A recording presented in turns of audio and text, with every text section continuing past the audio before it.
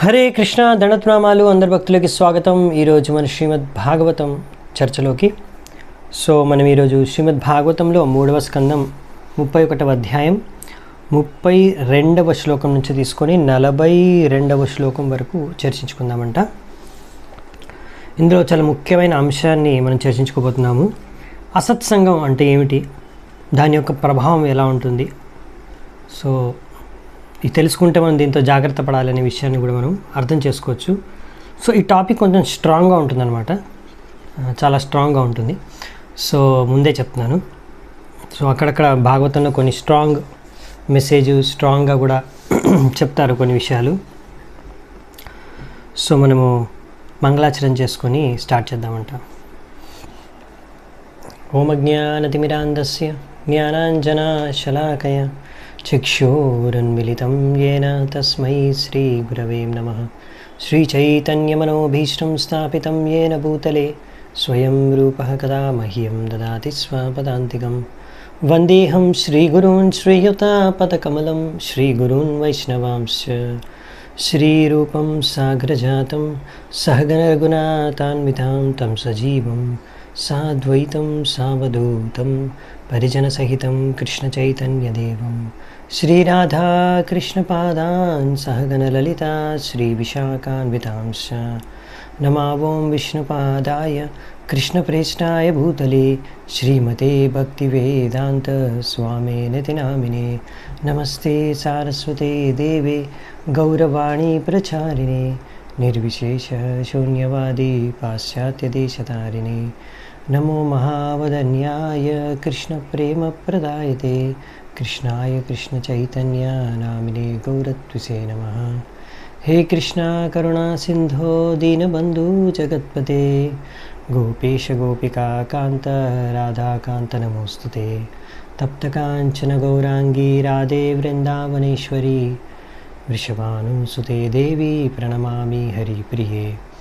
నీలాచల నివాసాయ నిత్యాయ పరమాత్మనే బలభద్ర సుభద్రాభ్యాం జగన్నాథాయ తే నమః. వాంఛాకల్పతరుభ్యశ్చ కృపా సింధుభ్య ఏవ చ పతితానాం పావనేభ్యో వైష్ణవేభ్యో నమో నమః. జయ శ్రీకృష్ణ చైతన్య ప్రభు నిత్యానంద శ్రీ అద్వైత గదాధర శ్రీవాసాది గౌరభక్తవృంద. హరే కృష్ణ కృష్ణ కృష్ణ హరే హరే హరే రామ రామ రామ హరే హరే. యద్యసద్భిః పతిః పునః శిష్ణోధరా కృతోద్యమైః ఆస్థితో రమతే జంతుస్తమో విశతి పూర్వవత్. ఇప్పుడు ఒకవేళ ఈ శ్లోకం చెప్పేది ఏంటంటే, ఒకవేళ మళ్ళీ ఇప్పుడు ఒక మంచి మానవ శరీరం అనేది దక్కింది, చాలా కష్టాలు అనుభవించిన తర్వాత ఒక మానవ శరీరం అనేది దక్కుతుంది. ఎన్నో రకరకాల జీవరాశులు శరీరాల్లో ప్రయాణం చేసిన తర్వాత ఒక జీవాత్మకి ఈ అవకాశం దక్కుతుంది, మనిషి శరీరం దక్కుతుంది. అలా దక్కిన తర్వాత ఒకవేళ మళ్ళీ పాపకార్యాల్లో తప్పుడు దారిలో వెళ్తే ఈ జీవాత్మ, ఎందుకు అంటే ఎలా అంటే ఇక్కడ ఇచ్చారు, ఎంతో కామపూరితమైన జనాలు, వ్యక్తులు ఎవరైతే ఉంటారో కామాంధులైన వ్యక్తుల యొక్క సాంగత్యం, వారి యొక్క ప్రభావం ద్వారా మళ్ళీ అదే ఇంద్రియ తృప్తి మైత్ర సుఖం కోసం, దానికోసమే జీవితాంతం దాని వెనకాలే పడి దానికోసం ఎన్నో కార్యాలు, తప్పుడు కార్యాలు చేస్తే తద్వారా మళ్ళీ ముందులాగే నరకానికి వెళ్ళాల్సిందే, లేకపోతే నరక యాతన అనుభవించాల్సిందే, లేకపోతే అటువంటి శరీరాలు లభిస్తాయి ఎక్కడైతే నరక యాతన అనుభవించవలసి వస్తుందో. తమో విశతి పూర్వత్, ముందులాగే పూర్వంలాగే. సరే, ఇక్కడ అందుకనే ముందే మనం చర్చించుకున్నాము ఎటువంటి నరకాలకు వెళ్తారో, అందతామిశ్ర తామిశ్ర అవన్నీ ముందే చర్చించుకున్నాం మనము. ఇంకా డీటెయిల్గా 5వ స్కందంలో వస్తాయన్నమాట, అన్ని రకరకాల నరకాలు ఎన్ని రకాలు ఉంటాయనేది, అక్కడ ఏమేమి శిక్ష విధిస్తారనేది అక్కడ అప్పుడు చూద్దామంట. హిందువులు కానీ, ముస్లింలు కానీ, క్రిస్టియన్లు కానీ ఇక్కడ ఏం రాశారంటే ప్రభుపాదుల వారు, వాళ్ళందరూ కూడా వారి యొక్క మతం పట్ల ఎంతో శ్రద్ధతో ఉండి వాళ్ళు ఆ చర్చ్కో, మందిరానికో, మాస్కుకో వెళ్తారు. కానీ అలా ఎంతోమంది మనం చూస్తూ ఉంటాం కదా, చాలామంది మందిరాలకి కానీ, మాస్కులకు కానీ, చర్చ్లకు కానీ వెళ్తుంటారు. కానీ దురదృష్టకరమైన విషయం ఏంటంటే వాళ్ళు ఇంకా కూడా ఇలా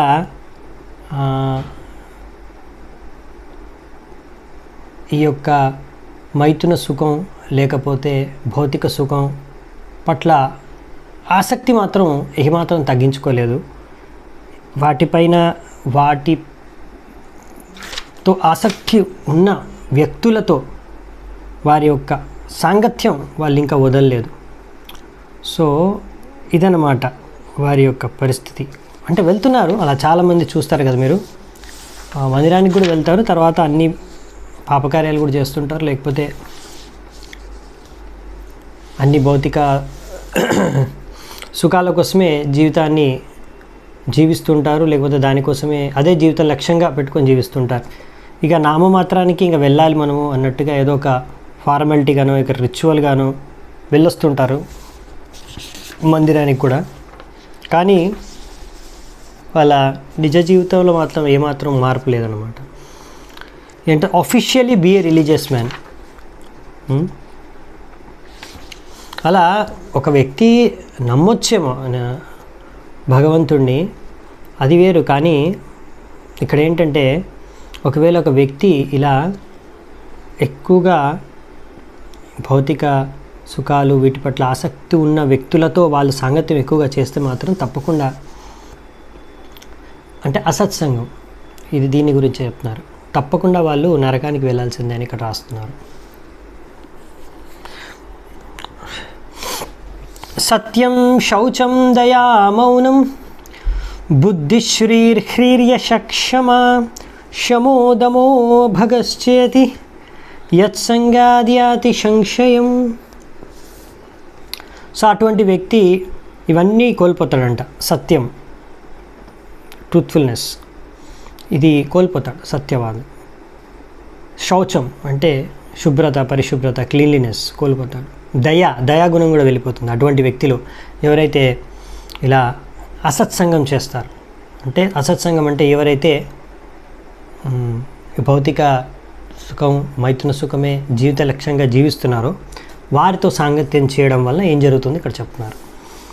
సో అలా సత్యం వెళ్ళిపోతుంది, పరిశుభ్రత అనేది వెళ్ళిపోతుంది వాళ్ళలో, దయాగుణం వెళ్ళిపోతుంది, మౌనం, ఇంకా బుద్ధి, మౌనం కూడా నశించిపోతాయి. హ్రీర్ యశక్షమ అంటే శ్రీ అంటే సంపద. హ్రీర్ అంటే సిగ్గు కూడా వెళ్ళిపోతుంది. తప్ప ఇంకేముంది, యశ్ అంటే యశస్సు. క్షమ అంటే క్షమించే గుణం, తపస్య. ఇంకా శమోదము అదే ఇంద్రియాలని, మనస్సుని నిగ్రహించుకునే శక్తి, అది కూడా కోల్పోతారు. శమోదము భగశ్చేతి, అన్ని రకాల భగస్ అంటే భాగ్యాలు. సో ఎటువంటి వాళ్ళ దగ్గర సంపద, భాగ్యాలు, ఐశ్వర్యాలు అన్నీ కోల్పోతారు. ఇంకా అలాంటి ఏ అవకాశాలు వచ్చాయో అవి కూడా అన్నీ కూడా వాళ్ళు కోల్పోతారనమాట. సో ఇదన్నమాట పరిస్థితి. అంటే ఎన్నో నష్టాలు ఉన్నాయన్నమాట. అసత్సంగం ద్వారా జరిగే నష్టం ఏంటనేది ఇక్కడ ఈ శ్లోకంలో ఇచ్చారు. సో ఎలా మనకు అర్థమవుతుందండి? ఎవరైనా ఉన్నారా ఇలా మనకి ఉదాహరణ మనకు అర్థం చేసుకోవడానికి ప్రభుపాల ద్వారా ఇచ్చారన్నమాట. ఒక్కొక్కసారి మనకు అర్థం కాదు, అసలు నిజంగా అలా ఉంటారా ఎవరైనా? నిజంగా అసలు ఇవన్నీ వెళ్ళిపోతాయా? పరిశుభ్రత, దయ, బుద్ధి, తెలివితేటలు కానీ ఇలాంటి అన్ని, సిగ్గు, శరం అన్నీ కూడా వెళ్ళిపోతాయా? మాకు అర్థం కావట్లేదే అంటే చాలా సింపుల్ ఉదాహరణ ఇస్తున్నారు అన్నమాట ఇక్కడ ప్రభుపాల వారు. సో ఇలాంటి వారికి ఏంటంటే ఎటువంటి బుద్ధి కానీ, తెలివి కానీ, సిగ్గు కానీ ఉండదన్నమాట. ఎలా ప్రవర్తించాలో ఒక పబ్లిక్లో. సో పబ్లిక్ వీధుల్లో కానీ, పబ్లిక్ పార్కులో కానీ సో అలాంటి వారు ఏం చేస్తారంటే అలా స్త్రీ పురుషులు ఒకరినొకరు ఆలింగనం చేసుకుంటారంట. ఎలాగైతే కుక్కలు పిల్లులు చూస్తుంటారు కదా మీరు, కుక్కలు పిల్లులు బయట వీధుల్లో కూడా ఎక్కడంటే అక్కడ మైథునం చేసుకుంటాయి. ఆ విధంగా ఇలాంటి వారు in the name of love making, ప్రేమ పేరుతో ఎక్కడ పడితే అక్కడ కౌగిలించుకోవడం, ఇలాంటి సిగ్గులేని పనులన్నీ చేస్తారు అని ఇక్కడ చెప్పారనమాట. ఇంకా వాళ్ళకి అర్థం కాదనమాట, వాళ్ళు ఎంత దిగజారిపోయిన పనులు చేస్తున్నారనే విషయం అర్థం కాదు వాళ్ళకి, అలా అనమాట. సో ఇలాంటి వాళ్ళ గురించి అంటున్నారనమాట. అంటే వాళ్ళు ఆల్రెడీ ఇప్పుడు మీరు అర్థం చేసుకోవచ్చు అలాంటి వాళ్ళు ఎక్కడికి వెళ్ళి, అంటే మీరు అనవచ్చు సరే ఇలాంటి వాళ్ళతో చాలా కనిపిస్తారు మనకి కలియుగంలో. అంటే కలియుగంలో ఇలాంటి వాళ్ళు చాలామంది ఉన్నారు. సో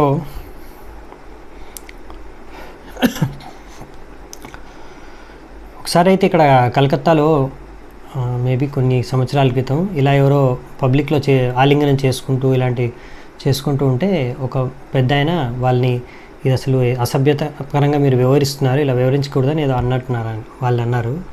దానికి వాళ్ళు ఎంతో హంగామా చేసేసి మా పెద్ద ఆయన పైన పెద్దాయన్ని బాగా ఇది పెద్ద ఎత్తున గొడవ చేసేసారనమాట. ఈ పెద్దానికి ఏం తెలియదు, ముసలోళ్ళు వీళ్ళు ఏంటి, జనరేషన్ ఏంటి, వీళ్ళకి అర్థం కాదు, మేము ప్రేమించుకుంటున్నాము అది ఇది అనేసి దాన్ని పెద్ద న్యూస్ చేస్తారు. మొత్తం సిటీ కానీ మొత్తం సమాజం అంతా కూడా పాపం మా పెద్దాయన్నే నిందిస్తుంది. అసలు ఆయనకు తెలియదు ఇవాళ రేపు జనరేషన్ ఎంత అడ్వాన్స్ అయిపోయారు, ఈయన ఇంకా పాతకాలం మనిషి, ఆయనకు తెలియదు ఎలా ఇప్పుడు ఆధునిక సభ్యత ఎలా నడుస్తుందో, ఆయన వీళ్ళకి అంతే అన్నట్టుగా ఆ పెద్దాయన్నే నిందిస్తూ చాలామంది మాట్లాడారనమాట.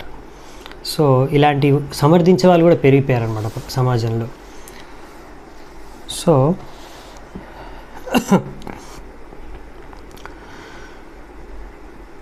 ఇటువంటివి ఉదాహరణలు అన్నమాట మీకు అర్థం చేసుకోవడానికి. సో ఇంకేం చెప్తున్నారంటే ఇటువంటి వాళ్ళు భౌతికంగా కూడా ఏమాత్రం ఉన్నతి సాధించలేరు. చెప్పారు కదా ఇక్కడ యశస్సు, ధనము, సంపద, ఐశ్వర్యాలు అన్నీ కూడా కోల్పోతారు. ఎందుకంటే ఇవన్నీ కూడా కోల్పోతారని అదే రాస్తున్నారు ఇక్కడ. సో వీళ్ళందరూ కూడా ఎన్నో రకాల చెడు కార్యాలు చేస్తూ రకరకాల కేసుల్లో ఇరుక్కొని రకరకాల మాదిరిగా న్యూస్ పేపర్లో కూడా కనిపిస్తూ ఉంటారు. సో ఇంత డబ్బులు దోచుకొని వెళ్ళిపోయాడు, లేకపోతే ఇంతమంది మోసం చేసేసాడు, అది ఇది అని. Such foolish people may even make a show off so called yoga. So ఇలా కొంతమంది ఇటువంటి వారు ఒకవేళ అప్పుడప్పుడు మీరు చూస్తుండొచ్చు, వీళ్ళు కూడా యోగా చేయడానికి వెళ్తుండొచ్చు, ఎక్సర్సైజ్ ఎందుకు అంటే ఇంకా హెల్త్ బాగా ఉంటే ఇంకా బాగా ఇంద్రియ తృప్తి చేయొచ్చు అని. సో ఆ ఉద్దేశంతో వెళ్తారనమాట. ఇటువంటివన్నీ చాలా జరుగుతూ ఉంటాయి. వీళ్ళందరూ కూడా చాలా దురదృష్టవంతులు అని ఇక్కడ రాస్తున్నారనమాట. ఎందుకంటే వీళ్ళందరూ ఇప్పుడు నరకానికి పోయేవాళ్ళు అనమాట. అందుకనే తేష్వశాంతేషు మూఢేషు ఖండితాత్మశ్వసాధుషు సంగం న కుర్యా చోచ్యేషు యోషిత్ క్రీడా మృగేషు చ. సో ఇంకేం చెప్తున్నారంటే ఇక్కడ ఇలాంటి మూర్ఖులతో మనము సాంగత్యం చేయకూడదు. ఎవరికైతే మూర్ఖులు అంటే ఎవరికైతే ఆత్మజ్ఞానం లేదో, ఎవరికైతే ఆత్మసాక్షాత్కారం జ్ఞానం కానీ ఆత్మజ్ఞానం అనేది లేదో, ఇంకా ఎవరైతే స్త్రీల చేతిలో కీలుబొమ్మలో యోషిత్ క్రీడ మృగేషు. సో ఈ విధంగా ఒక స్త్రీ చేతిలో క్రీడ మృగేషు అంటే క్రీడ అంటే ఆడే, మృగ అంటే కుక్క, డాన్సింగ్ డాగ్. సో అలా అన్నమాట. అంటే ఎలా ఆడిస్తే అలా ఆడతారనమాట. ఒక స్త్రీ ఎలా ఆడిస్తే అలా ఆడతారనమాట. సో వాళ్ళ గురించి చెప్తున్నారనమాట. అటువంటి వాళ్ళని ఇక్కడ ఏమని రాశారంటే మూర్ఖులు అని రాశారు. సో అటువంటి వాళ్ళతో ఎప్పుడూ సాంగత్యం చేయకూడదు. ఎవరైతే స్త్రీ చెప్పినట్టుగానే ఆడతారు కదా, అంటే ఇక్కడ ఉద్దేశం ఏంటంటే అదేంటి స్త్రీ చెప్తే వినకూడదా పురుషుడు, ఇదేంటి అంటే ఇక్కడ పాయింట్ ఏంటంటే మామూలుగా ఆ వ్యక్తి ఎంతగా ఆకర్షితుడైపోయాడంటే ఒక స్త్రీ యొక్క శరీరానికి ఎంత వ్యామోహితుడైపోయాడంటే అతనికి ఇంకా విచక్షణ భావం లేదనమాట. అతను తప్పు చేస్తున్నాడా, కరెక్ట్ చేస్తున్నాడా, ఇంకా అతను ఆలోచించే శక్తి లేదు, అతను కోల్పోయాడు. సిగ్గు అంతా కూడా కోల్పోయాడు. ఇక్కడ రాశారు కదా, సత్యం, శౌచం, దయా, మౌనం, బుద్ధి, శ్రీర్హిష, క్షమ, సమాధమ అన్నీ కోల్పోయాడు. సో అటువంటి వ్యక్తి ఏంటంటే ఇప్పుడు అతనికి ఓన్లీ ఆ భౌతిక సుఖం మాత్రమే కావాలి కనుక ఆ స్త్రీ ఎలా చెప్తే అలా చేస్తాడనమాట. అందుకే ఆ స్త్రీ, కొంతమంది స్త్రీ యొక్క చేతిలో కీలుబొమ్మలుగా మారిపోయారంటే ఏంటంటే ఆ స్త్రీ పట్ల ఎంత ఆసక్తి అయిపోయిందంటే ఆ వ్యక్తికి, ఆ స్త్రీ తన భార్య కావచ్చు, లేకపోతే ఇంకెవరైనా స్త్రీ కావచ్చు. సో ఎంతగా ఆసక్తులు అయిపోయారంటే ఇంకా ఏది తప్పు, ఏది కరెక్టు, ఏమి ఆలోచించరనమాట. ఆ స్త్రీ ఏది చెప్తే అది చేయడం అంతే. ఎలా కూర్చోమంటే కూర్చోవడం, లేవమంటే లేవడం. సో అటువంటి వారితో సాంగత్యం ఎప్పుడు చేయకూడదు. సో మీరు చూసుకోవాలన్నమాట ఎవరితో సాంగత్యం చేస్తున్నారు. సో ఇక్కడ అందుకే చెప్పారనమాట, ఒకవేళ మీరు ఆధ్యాత్మిక జీవితంలో కృష్ణ భావనామృతంలో ప్రగతి సాధించాలనుకుంటే అప్పుడు మీరు ఇటువంటి వారితో సాంగత్యం చేయకూడదు. లేదు మేము నరకానికి పోవాలనుకుంటున్నాం అనుకుంటే మాత్రం అది మీ ఇష్టం, మీరేమైనా చేసుకోవచ్చు అప్పుడు.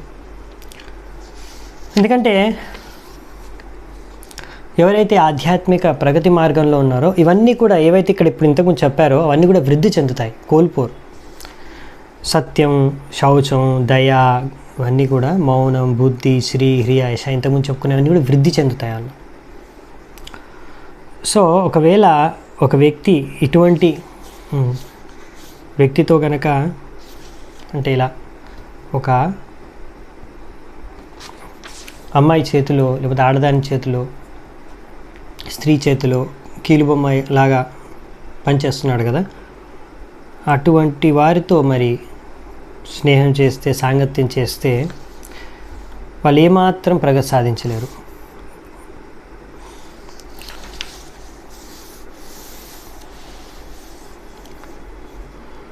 సో అందుకనే చైతన్య మహాప్రభు అన్నారు, ఇక్కడ అదే రాస్తున్నారు ప్రభుపాల్ వారు కూడా, ఇటువంటి వారితో సాంగత్యం చేయడం అనేది ఒక భక్తుడికి ఎంత ప్రమాదకరమైన విషయం అంటే ఆత్మహత్య చేసుకోవడం కన్నా కూడా ఎంతో ప్రమాదకరమైన విషయం అంట. సో మీరు అర్థం చేసుకోవచ్చు ఇది ఎంత సీరియస్ విషయం అనేది. ఎందుకంటే సింపుల్ పాయింట్, లాజిక్ ఏంటంటే అటువంటి వారితో సాంగత్యం చేస్తే మీరు కూడా అటువంటి వారి లక్షణాలు, మీకు కూడా అటువంటి రుచి, అభిరుచి కలుగుతుంది. మీరు కూడా అలాగే స్త్రీ వ్యామోహంలో, స్త్రీ శరీరం పట్ల ఆసక్తి అయిపోయి ఇంకా అలాగే జీవిస్తారు. ఇంకా మీరు జీవిత లక్ష్యం, మనిషి లక్ష్యం, మానవ జీవిత లక్ష్యం అనేది మర్చిపోతారు. కాబట్టి ఇంకా మీరు మళ్ళీ నరకానికి వెళ్తారు, దిగజారిపోతారు. నతాతుస్య భవేన్మోహో బంధశ్చాన్య ప్రసంగతః యోషిత్ సంగాద్యతా పుంసో యథా తత్సంగి సంగతః. సో ఇక్కడ ఏం చెప్తున్నారంటే ఇటువంటి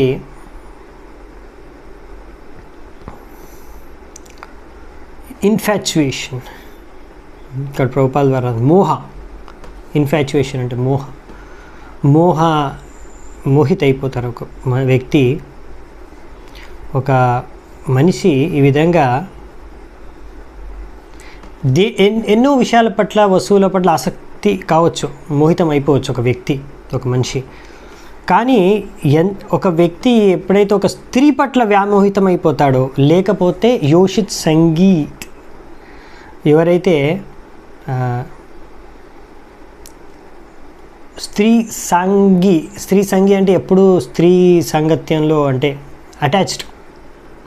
ఇక్కడ ఏంటంటే స్త్రీ వ్యామోహితం అయిపోయి ఉన్న వ్యక్తి, వారితో ఆసక్తి పొందిన, లేకపోతే స్త్రీ పట్ల అలా వ్యామోహితం అయిపోయిన వ్యక్తి, ఈ ఆసక్తి అనేది ఏంటంటే ఇది అన్నిటికన్నా పెద్ద వ్యామోహం, ఇంకా అన్నిటికన్నా ఎక్కువ అన్నిటికన్నా చాలా దృఢమైన బంధన అన్నమాట భౌతిక జగత్తులో, ఇంకా దేనికన్నా తోన్న పోల్చితే. సో ఈ కలియుగంలో స్త్రీ యొక్క సాంగత్యం అనేది చాలా స్ట్రాంగ్, ప్రబలం అని చెప్తున్నారు ఇక్కడ. ప్రతి క్షణం ప్రతి అడుగు ఇక్కడ ఈ ప్రపంచంలో స్త్రీ సాంగత్యం ఉంది ఈ యొక్క కలియుగంలో అని చెప్తున్నారు. మీరు ఎక్కడైనా వెళ్ళారనుకోండి, అక్కడ అడ్వర్టైజ్మెంట్ బోర్డు మీద కూడా మీకు ప్రతి ఎక్కడ చూసినా స్త్రీ యొక్క పోస్టర్లు, స్త్రీ యొక్క పిక్చర్లే కనిపిస్తూ ఉంటాయి అన్నమాట. సో అందుకనే ఇలా ప్రజలు చాలా ఈ స్త్రీ యొక్క శరీరాల పట్ల ఆసక్తులు అయిపోయారు కనుకనే వాళ్ళకి ఆధ్యాత్మిక విషయాలు, ఆధ్యాత్మిక పుస్తకాల మీద అభిరుచి లేదు. ఇంకా ఆధ్యాత్మిక విషయాలు అర్థం చేసుకోలేకపోతున్నారు. సో అందుకనే వైదిక సంస్కృతి సభ్యత ఎటువంటిది ఉండేదంటే ఈ విషయాన్ని అర్థం చేసుకొని స్త్రీ సాంగత్యంని చాలా జాగ్రత్తగా దానికి సంబంధించి జాగ్రత్తగా ఉండేదన్నమాట. సంస్కారం అసోసియేషన్ వెరీ కాషియస్లీ, అంటే ప్రతి ఒక్కరూ అలా స్త్రీ సాంగత్యం చేసేవారు కాదు. ఇప్పుడు 4 ఆశ్రమాలు ఉంటాయి కదా, బ్రహ్మచారి ఆశ్రమం, వానప్రస్థాశ్రమం, గృహస్థాశ్రమం, సన్యాసాశ్రమంలో ఓన్లీ గృహస్థులు మాత్రమే స్త్రీతో సాంగత్యం చేయగలరు. అది కూడా సరైన సంతానాన్ని ఉత్పన్నం చేయడం కోసం.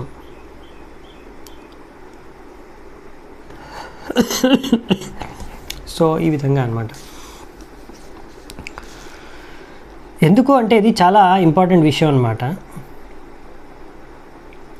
ప్రజాపతి స్వాం దుహితరం దృష్ట్వా తద్రూపదర్శితః రోహిత్భూతాం సోన్వాధావత్ వృక్షరూపీ హతత్రపః.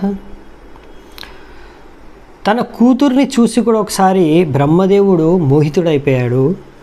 అతను కూడా సిగ్గు వదిలేసి ఇప్పుడు జింక, ఆమె కూతురు ఆడ జింక రూపం తీసుకుంటే ఈ యొక్క బ్రహ్మదేవుడు మగ జింక రూపం తీసుకొని ఆమె వెనకాల వెళ్తున్నాడంట. సో ఈ విధంగా శివుడు కూడా ఒకసారి మోహినీమూర్తిని చూసి ఆకర్షితుడైపోయాడు. సో ఇక్కడ ఏంటంటే ప్రతి ఒక్కరు ఎవరైనా సరే, ఒక విష్ణువు తప్ప ప్రతి ఒక్కరు కూడా ఈ యొక్క భౌతిక ప్రపంచంలో అలా స్త్రీకి చూసి మోహితులైపోవచ్చు. అందుకనే ప్రతి ఒక్కరు ఇక్కడ చెప్పింది ఏంటంటే ఎవరితోనైనా కానీ స్త్రీలతో ఏకాంతంగా ఎవరైనా సరే, తన కూతురైనా సరే, తన మదర్ అమ్మ అయినా సరే, కానీ చెల్లి అయినా సరే, అక్క అయినా సరే, అందరితో కూడా అలా ఏకాంతంగా ఉండకూడదు. సో అది ఇక్కడ చెప్తున్నారన్నమాట.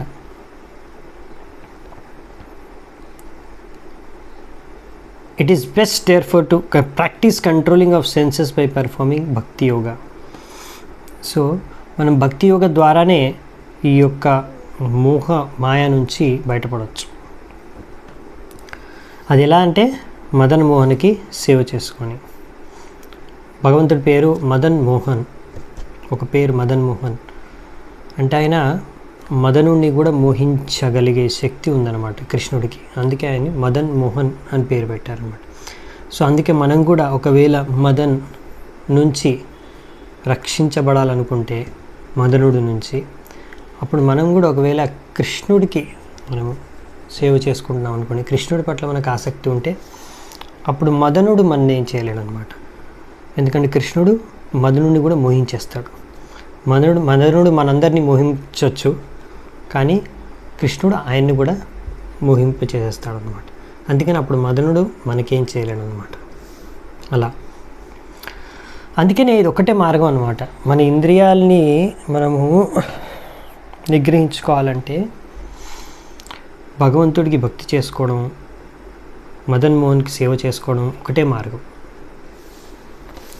తత్సృష్ట సృష్ట సృష్టిషు కోన్వఖండిత ధీపుమాన్ ఋషిం నారాయణం మృతే యోషిన్మయేహమాయయా. సో అన్ని జీవరాశులు ఎన్నైనా సరే బ్రహ్మదేవుడు సృష్టించాడు. పురుషులు కానీ, దేవతలు కానీ, పశువులు కానీ, ఒక్క నారాయణుడు తప్ప ఇంకా ఎవ్వరు కూడా ఈ స్త్రీ రూపంలో ఉన్న మాయకి ఆకర్షితులు కాక ఉండలేరు. అని ఇక్కడ రాస్తున్నారు. ఓన్లీ నారాయణుడు తప్ప. సో అందుకని మన వేదిక సంస్కృతిలో అటువంటి నిబంధనలు, కొన్ని రెస్ట్రిక్షన్స్ ఉన్నాయన్నమాట స్త్రీలతో వ్యవహరించడానికి. బలం మే పశ్య మాయాయ స్త్రీమయ్యా జయినో దిశాం యా కరోతి పదాక్రాంతాన్ బ్రూహి జృంభేన కేవలం.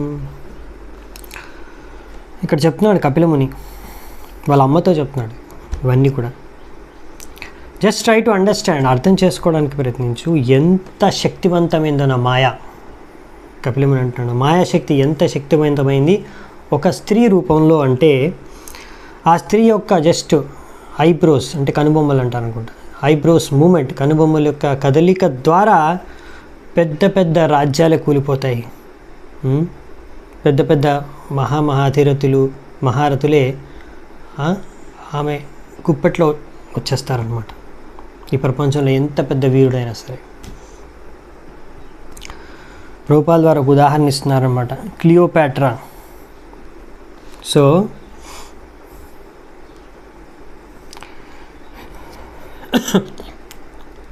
ఇలా హిస్టరీలో చరిత్రలో చాలా ఉదాహరణలు ఉన్నాయి. అందులో ఒక ఉదాహరణ ఇచ్చారు ఇక్కడ, క్లియోపాట్రా ఉదాహరణ. సో అందుకే చెప్తున్నారన్నమాట. సో స్త్రీకి ఆకర్షించే శక్తి ఉంది, అలాగే పురుషుడికి ఆకర్షితుడయ్యే ఈ యొక్క వీక్నెస్ ఉంది. కానీ ఇదంతా ఆకర్షణ ఎక్కడి నుంచి ఉత్పన్నమవుతుంది? వేదాంత సూత్ర ప్రకారం జన్మాద్యస్యత అన్నీ కూడా భగవంతుడు కృష్ణుడి నుంచే ఉత్పన్నమవుతున్నాయి. సో సో ఈ ఆకర్షణ అనేది అసలు ఉత్పన్నమయ్యేది కృష్ణుడి నుంచే. అందుకనే కృష్ణుడిలో కూడా ఇలా ఆకర్షించే శక్తి కూడా ఉంది, ఆకర్షితమయ్యే స్వభావం కూడా ఉంది. అందుకే ఆయన ఇక్కడ రాశారు మనకి.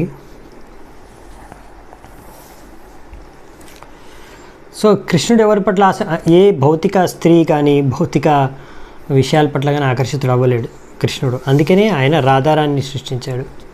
సో రాధారాణి కృష్ణుడి పట్ల ఆకర్షితురాలవుతుంది.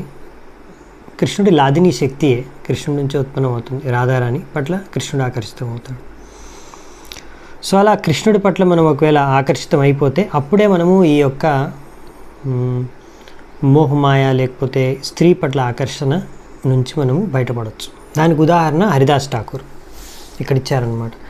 ఎందుకంటే హరిదాస్ ఠాకూరు ఆయన సంపూర్ణంగా భగవంతుడి యొక్క హరినామం, భగవంతుడిలో ఎంత నిమగ్నం అయిపోయి ఉన్నాడంటే అప్పుడు మాయాదేవి స్వయంగా వచ్చి ఆయన్ను పరీక్షించినా కానీ ఆయన ఆ పరీక్ష నుంచి పాస్ అయిపోయాడు. లేకపోతే ఒక సుందరమైన ఆకర్షణీయమైన ప్రాస్టిట్యూట్ అంటే వైశ్య వచ్చినా కానీ ఆయన ఆ వైశ్యకి ఏమీ ఆకర్షితుడైపోలేదు. ఆమెను కూడా భక్తురాలుగా తయారు చేస్తారు. సో ఇదన్నమాట.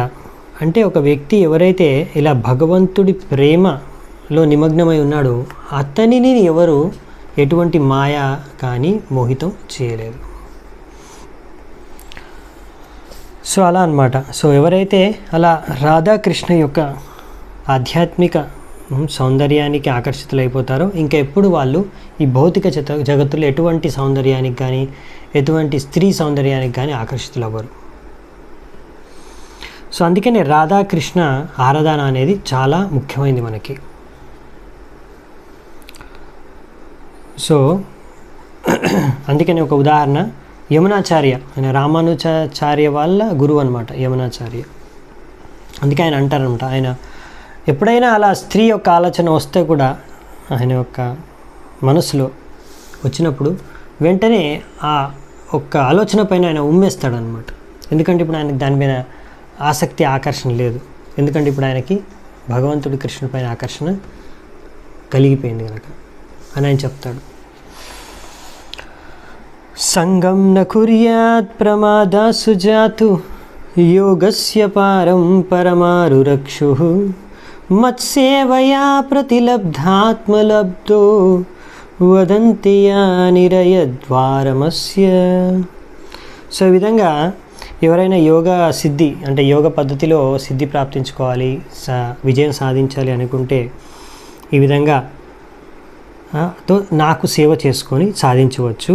ఇంకా అటువంటి వాడు ఎప్పుడు కూడా ఈ స్త్రీ పట్ల ఆకర్షితులు కాకూడదు. ఎందుకంటే ఇటువంటి స్త్రీతో సాంగత్యం చేయకూడదు, స్త్రీ సాంగత్యం చేయకూడదు. ఎందుకంటే స్త్రీ ఇక్కడ మనకి శాస్త్రాల్లో చెప్పింది ఏంటంటే, ఒక భక్తుడు ఎవరైతే ఆధ్యాత్మిక ఉన్నతి సాధించాలనుకుంటున్నాడో అతనికి ఈ యొక్క స్త్రీ గేట్వే టు ద హెల్ అంటే నరకానికి ఒక గేట్ అన్నమాట, దారి. సో అటువంటి వారికి ఎవరైతే ఆధ్యాత్మిక జీవితంలో ప్రగతి సాధించాలనుకుంటున్నారో అటువంటి వారికి. సో చాలామంది ఈ విషయాన్ని సరిగ్గా దీనికి సీరియస్గా తీసుకోరు. కొంతమంది ఏం పర్వాలేదులే, అన్నీ చేయొచ్చు, భక్తి చేసుకోవచ్చు అలా అంటే సరిపోదు, స్త్రీ సాంగత్యం చేసినా ఏం కాదు, అలా నడవదనమాట. అది చెప్తున్నారు ఇక్కడ. కొంతమంది యోగిలు కూడా అలా ఉంటారు. కొంతమంది బోగస్ యోగిలు వాళ్ళు ఏమంటారంటే, నువ్వు యోగా చేసుకో, తర్వాత నువ్వు ఏమైనా చేసుకో, నువ్వు యోగా ఎక్సర్సైజ్ నేను నేర్పించిన ఎక్సర్సైజ్ చేస్తే సరిపోతుంది, తర్వాత నువ్వు ఏ స్త్రీ సాంగత్యం చేసినా ఏం ప్రాబ్లం లేదు, నువ్వు యోగాలో పరిపూర్ణత చెందిపోతావు, నువ్వు నీ జీవిత లక్ష్యం సాధిస్తావు, భగవద్ధామం వెళ్ళిపోతావు, లేకపోతే అలా బ్రహ్మంలో విలీనమైపోతావు అని ఏవో చెప్పేస్తూ ఉంటారు. అవన్నీ కట్టుకథలు అన్నమాట, అవన్నీ నిజం కాదు. అలా ఎవరైనా చెప్తే అది వాళ్ళు అబద్ధం చెప్తున్నారు. సో అందుకనే ఇక్కడ మనకి బ్రహ్మచారి, వానప్రస్థ, సన్యాసి ముగ్గురికి కూడా స్త్రీలతో సాంగత్యం వాళ్ళు చేయలేరు. ఓన్లీ గృహస్థులు మాత్రమే స్త్రీతో సాంగత్యం చేయగలరు. ఎందుకు అంటే అది చెప్పాం కదా, ఒక మంచి సంతానాన్ని ఉత్పన్నం చేయడం కోసం మాత్రమే. యోపయాతి శనైర్మాయా యోషిద్దేవ వినిర్మిత తామీక్షేతాత్మనో మృత్యుం తృణైకూపం ఇవావృతం. సో ఇంకేం చెప్తున్నారంటే ఇక్కడ, సో ఇక్కడ స్త్రీ ఎవరైతే భగవంతుడే సృష్టించాడు ఈ స్త్రీని, ఈ మాయ యొక్క ప్రతిరూపం అని చెప్తున్నారు. అండ్ ఈ యొక్క మాయ ద్వారా ఎవరైతే సాంగత్యం చేస్తారో ఈ రూపంలో, మాయ ఈ యొక్క స్త్రీ రూపంలో ఆ స్త్రీతో సాంగత్యం చేస్తారు, స్త్రీతో అన్ని సేవలు చేయించుకుంటారు, తప్పకుండా వారు ఆ విధంగా అంటే మృత్యు దారిలోకి వెళ్తున్నట్టే, మృత్యు దగ్గరలో చేరుకుంటున్నట్టే. ఇది ఎలాంటిదంటే ఇక్కడ రాశారు ఏంటంటే త్రిణై కూపం ఇవావృతం. ఇక్కడ ఒక కూపం అంటే ఒక వెల్ అన్నమాట, ఒక గొయ్యి. సో ఈ కూపం దానిపైన తృణ అంటే గడ్డితో కవర్ చేస్తుంది, అంటే కనిపించట్లేదు మీకు, పైన నుంచి తెలియదు అనమాట మీకు. అక్కడ పైన అంతా గడ్డి ఉంది, నార్మల్ గడ్డిలాగానే కనిపిస్తుంది మీకు, కానీ లోపల ఏంటంటే పెద్ద గొయ్యి ఉందన్నమాట. సో అందులో మీరు ఆ గడ్డి పైన మీరు వెళ్ళి నించుంటే అందులో పడిపోతారు అనమాట, అలా అనమాట. సో అందుకనే ఇక్కడ మనకి ప్రభుపాల్ వారు చెప్తున్నారు, 50 సంవత్సరాల క్రితం కూడా మన హిందూ సమాజంలో ఇలా స్త్రీ పురుషులు ఎప్పుడు పడితే అప్పుడు ఎలా పడితే అలా భోగించుకునేవారు కాదనమాట. పొద్దున డే టైంలో స్త్రీ తన భర్తను కూడా చూడ్డానికి ఆమెకి కొన్ని నిబంధనలు ఉండేవన్నమాట. So house holders even had different residential quarters. అంటే ఇల్లులు ఎలా ఉండేవంటే ఇంటర్నల్ క్వార్టర్స్, అప్పుడు అన్నీ ఉమ్మడి కుటుంబం కాబట్టి చాలామంది ఉండేవారు ఫ్యామిలీలో. సో స్త్రీలందరూ మధ్యలో ఉండే రూమ్స్లో ఉండేవాళ్ళు, సెంటర్లో ఉండే రూమ్స్లో, ఇంకా పురుషులందరూ బయట వేరే రూమ్స్లో ఉండేవారు అనమాట. అలా సో డే టైంలో అలా స్త్రీలు వాళ్ళ పనులు వాళ్ళు చేసుకునేవారు, పురుషులు వాళ్ళ పనులు వాళ్ళు చేసుకునేవారు. సో అందుకనే ఈ విధంగా కల్చర్ కానీ, కుటుంబం కానీ, ఇల్లులు కానీ అన్నీ కూడా నిర్మించబడ్డాయి అన్నమాట. ఎందుకు ఇలాంటి రెస్ట్రిక్షన్ అంటే, ఇలాంటి రెస్ట్రిక్షన్ లేకపోతే ఇంకా ఎప్పుడు ఈ స్త్రీ సాంగత్యం, స్త్రీ వ్యామోహంలోనే ఉంటే పురుషుడు మొత్తం సమయం అంతా ఇంకా ఆధ్యాత్మిక ప్రగతి ఏం సాధించలేడు అనమాట. సో భగవద్ధామానికి వెళ్ళే అవకాశం లేదు, ఇంకా నరకానికి వెళ్ళే అవకాశమే పెరుగుతుంది అనమాట. అందుకనే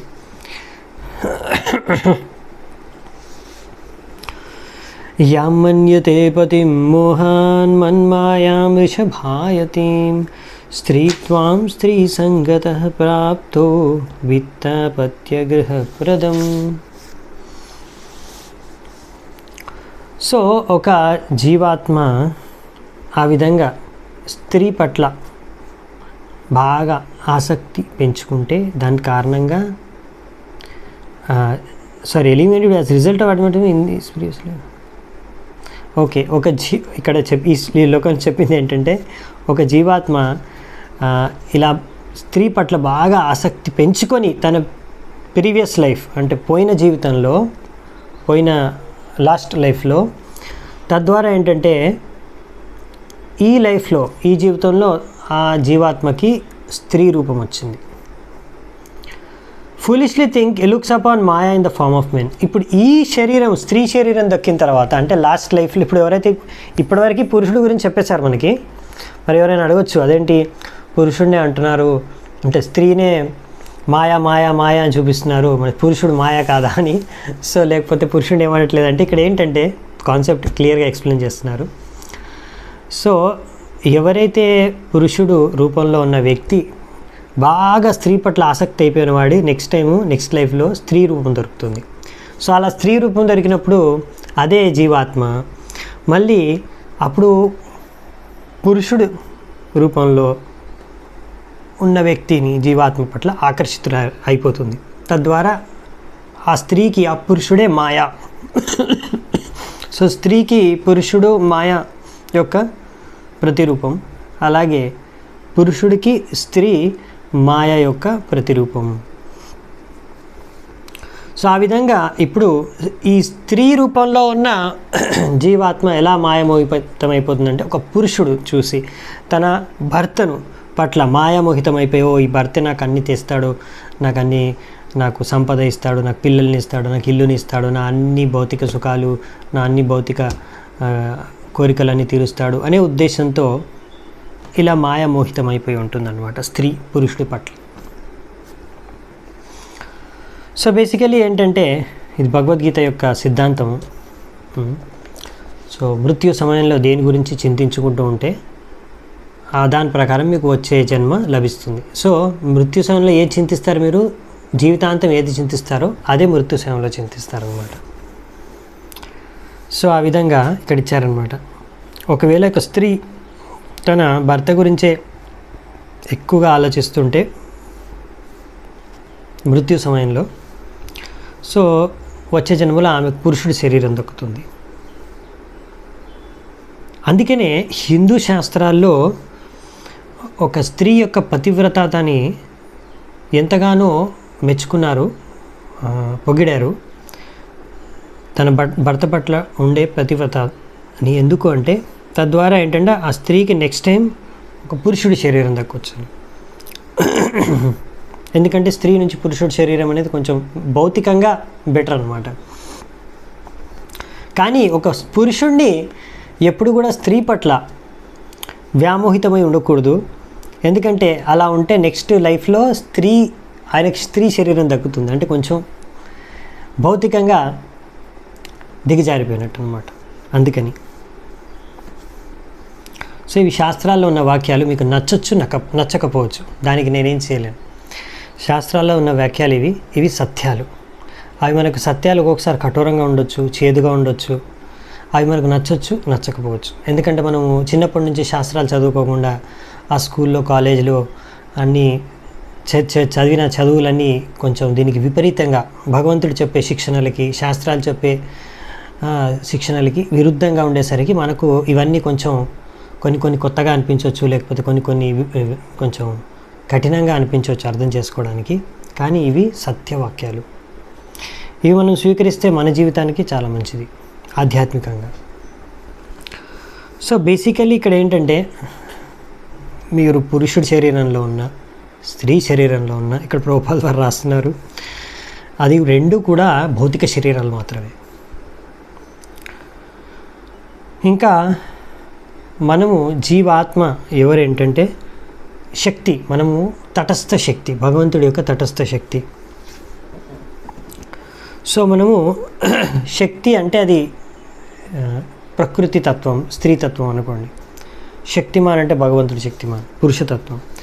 సో ఈ విధంగా మనమందరము కూడా ఒకటే తత్వం, స్త్రీ శరీరంలో ఉన్న, పురుషుడి శరీరంలో ఉన్న అందరం తత్వరూపంలో అందరం కూడా శక్తి మాత్రమే. ఎవరము శక్తిమాన్ కాదు, ఎవరము పురుషులం కాదు. అవునా? పురుషుడు ఒక్కడే, కృష్ణుడు మాత్రమే. మిగతా అన్నీ కూడా ఆయన శక్తులే. అన్నీ కూడా ఆయన యొక్క తృప్తి కోసమే, ఆయనకు ఆనందం ఇవ్వడం కోసమే. సో మరి అదేంటి మరి మనిషి శరీరం ఎందుకు మరి అంటే పురుషుడి శరీరం ఎందుకు కొంచెం బెటర్ అంటున్నారు స్త్రీ కంటే? ప్రభుపాద వారు ఇక్కడ రాశారు, పురుషుడి శరీరంలో ఏంటంటే భౌతిక బంధనాల నుంచి బయటపడడానికి కొంచెం అవకాశం ఎక్కువగా ఉందంట. అదే స్త్రీ శరీరంలో అయితే అవకాశం తక్కువగా ఉందని చెప్పారు. ఇది ఆధ్యాత్మికంగా మాట్లాడుతున్నాం ఇక్కడ. సో భౌతిక ఈ యొక్క ప్రపంచం నుంచి కానీ, భౌతిక బంధనాల నుంచి కానీ బయటపడడానికి పురుషుడు యొక్క శరీరం అనేది ఎక్కువగా సహకరిస్తుంది, మనకి ఉపయోగపడుతుంది, అవకాశం ఎక్కువ ఉంటుంది స్త్రీ కన్నా. కానీ ఇద్దరికి అవకాశాలు ఉంటాయి. సో అందుకనే ఇక్కడ ఆ విధంగా చూసుకొని ఇక్కడ పురుషుడి శరీరం కొంచెం శ్రేష్టం అని చెప్పారు, అంతే.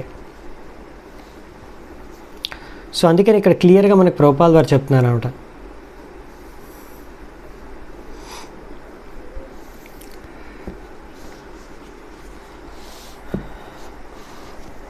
ఒక ముఖ్యమైన విషయం ఇప్పుడు ఏం చెప్తున్నారంటే, కృష్ణ భావనామృతంలో ఇప్పుడు అందరూ భక్తులు, ఇది భక్తులుగా కానప్పుడు ఇవన్నీ బాగానే ఉంటాయి, కానీ భక్తులుగా అందరూ మారిపోయినప్పుడు, కృష్ణ భావనామృతంలో భక్తులుగా మారినప్పుడు ఇటువంటి భేదభావం అంతగా అంత స్ట్రిక్ట్గా మనం చూడాల్సిన అవసరం లేదు అని ఇక్కడ రాశారు. It can be slackened. See man's, ఎందుకంటే ఇప్పుడు పురుషుడైనా స్త్రీ అయినా భక్తి మార్గంలో, కృష్ణ చైతన్యంలో అందరూ కూడా కృష్ణుడి పట్ల ఇప్పుడు ఆకర్షితులు అయిపోయారు కనుక వాళ్ళిద్దరికీ కూడా సమానమైన అధికారం ఉంది ఈ భౌతిక బంధనాల నుంచి బయటపడి భగవద్ధామానికి వెళ్ళడానికి, లేకపోతే కృష్ణుని చేరుకోవడానికి. సో ఎవరు స్త్రీలు కూడా బాధపడాల్సిన అవసరం లేదు, పురుషులు ఎవరు అహంకారం పెంచుకోవాల్సిన అవసరం లేదు, మేము శ్రేష్టమని లేకపోతే మాకే ఎక్కువ అవకాశం ఉందని. ఇక్కడ ప్రభుపాద వారు చాలా క్లియర్గా రాస్తున్నారు. ఒక్కసారి భక్తి మార్గంలోకి వచ్చిన తర్వాత మాత్రం ఎవరైతే భక్తి మార్గంలోకి వస్తారో ఇటువంటి భేదాలు కానీ విభేదాలు కానీ ఉండవు. ఇద్దరికి కూడా బోత్ ఆర్ ఈక్వల్లీ ఎలిజిబుల్, ఇద్దరికీ సమానంగా హక్కు ఉందంట ఈ యొక్క భౌతిక ప్రపంచం లేకపోతే భౌతిక బంధనాల నుంచి బయటపడడానికి, భగవద్ధామానికి, కృష్ణుడి దగ్గరికి చేరుకోవడానికి. ఓకే, సో లాస్ట్ శ్లోకం చూసి ముగిద్దామంట. తామాత్మనో విజానీయాత్ గృహాత్మకం దైవోపసాదితం మృత్యుం మృగయోర్గాయనం యత. అందుకనే ఒక స్త్రీ ఎప్పుడైనా సరే ఎలా ఆలోచించాలన్నమాట, తన భర్త, తన ఇల్లు, తన పిల్లలు ఇవన్నీ కూడా మాయ నా కోసం బాగా అరేంజ్ చేసి పెట్టింది. సో ఇవన్నీ ఏంటంటే ఒక వేటగాడు మంచిగా గానం చేస్తాడు వల్లో వేసుకోవడానికి ఒక జింకని, ఆ విధంగా. సో వీటన్నిటికీ మాయమోహితం అయిపోకుండా స్త్రీ కూడా జాగ్రత్త పడాలని. సో ముందు ఇంతవరకు మనం చూసాం, పురుషుడు గురించి చెప్పారు, పురుషుడు ఇలా మోహితం అయిపోతాడని. అలాగే స్త్రీ కూడా తన భర్త, తన ఇల్లు, తన పిల్లల పట్ల మాయామోహితం కాకుండా ఉండాలని, జాగ్రత్త పడాలని ఇక్కడ చెప్తున్నాడు అనమాట కపిలముని. సో అందుకనే ఎలాగైతే ఒక స్త్రీకి అంటే ఒక పురుషుడికి ముందు చెప్పారు కదా, స్త్రీ నరకానికి ఒక దారి తీస్తుంది అని, స్త్రీ పట్ల ఆకర్షణ ఒక పురుషుడికి నరకం వైపు తీసుకెళ్తుంది, నరకానికి తీసుకెళ్తుంది అన్నారు కదా, అలాగే ఒక పురుషుడికి కూడా స్త్రీ ఎలాగో స్త్రీకి పురుషుడు అలాగే. సో ఏంటంటే ఇది ఆసక్తి మెయిన్ ఏంటంటే స్త్రీ పురుషుడి పట్ల ఆసక్తి ఉన్నా, పురుషుడికి స్త్రీ పట్ల ఆసక్తి ఉన్నా వాళ్ళిద్దరు కూడా నరకానికి వెళ్ళే ఛాన్సెస్ ఉన్నాయని. సో అలా అన్నమాట. ఓకే, కానీ ఒకవేళ ఇద్దరు కూడా వాళ్ళు ఆసక్తిని కృష్ణుని పట్ల మళ్ళిస్తే వాళ్ళ ఆసక్తిని, అప్పుడు ఇద్దరు కూడా కృష్ణ భావనామృతంలో ఉంటే అప్పుడు ఆ విధంగా వాళ్ళు కృష్ణుడి పట్ల ఆసక్తులై కృష్ణుడికే సేవ చేసుకోవాలనే ఉద్దేశంతో వివాహం చేసుకుంటే అప్పుడు చాలా మంచిది అని ఇక్కడ చెప్తున్నారు. సో ఆ విధంగా వివాహం చేసుకొని అప్పుడు కృష్ణుడి కోసమే, కృష్ణుడి సేవ కోసం వాళ్ళు కలిసి జీవించవచ్చు. ఆ విధంగా వాళ్ళు సంతానాన్ని కూడా ఉత్పన్నం చేయొచ్చు. అలా సంతానాన్ని కూడా కృష్ణుడి సేవలో యుక్తం చేయొచ్చు. తద్వారా వాళ్ళ యొక్క భౌతిక బంధనాలు, భౌతిక ఆసక్తులు అన్నిటిని కూడా వాళ్ళు అధిగమించవచ్చు. తద్వారా ఇవన్నీ కూడా వాళ్ళు భౌతిక ఆకర్షణలు, ఆసక్తులు, ఇవన్నీ కూడా బంధనాలు కూడా అన్నీ తెగిపోతాయి. అందరూ కూడా తర్వాత కలిసి భక్తి చేసుకొని తర్వాత అందరూ కూడా భగవద్ధామానికి వెళ్ళిపోవచ్చు అని ఇక్కడ చెప్పారు. సో దీంతో మనం ముగిద్దామంట ఈరోజు చర్చను. సమయం చాలా అయిపోయింది. చాలా చాలా ధన్యవాదాలు. శ్రీల ప్రభుపాద్ కీ జై, గ్రంథరాజ్ శ్రీమద్ భాగవతం కీ జై, సమవేత గౌర భక్త వృంద్ కీ జై, నిదాయ గౌర సీతనాథ్ ప్రేమానందే హరి హరి బోల్.